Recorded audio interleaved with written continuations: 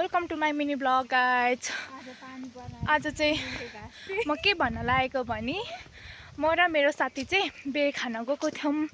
अनि बे खाएर चाहिँ खाइसकेर हामी फिर्केको। अनि त्यहाँ बेमा चाहिँ के थियो भनिदेऊ त चल्छ? तिमीमै भन है, म त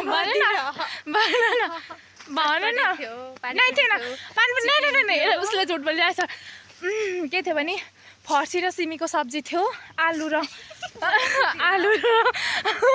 पनिर थियो गाइस, पनिर थियो, अनि के थियो? बुनिया थियो, अनि चिप्स थियो, अनि पुलाउ थियो, अनि चना मटरको सब्जी थियो। पानी आयो। अब चाहिँ हामी हैन त्यति जे जस्तो भए पनि हामीले खाएर चाहिँ हामी फिर्किसकेको छौँ। अनि देख्न सक्नुहुन्छ यहाँनिर पानी पर्न लागेको छ, यस्तो धुम्मेको छ है गाइस। अहिले पानी पनि पर्दैछ। अनि हामी चाहिँ घर फर्किँदैछौँ।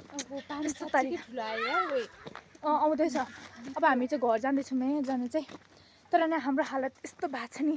तर हामी बेमा गएको हामीले त पानीपुरी चटपटी खाएर आएको। तिमीहरूलाई थाहा छ कि नै?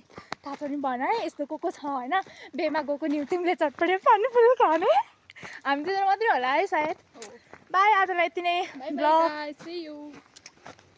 बाई, नङ त देखाएको होइन है फेरि। देखाएको है गाइसहरु, देखाएको होइन नि गाइस मेरो नङ।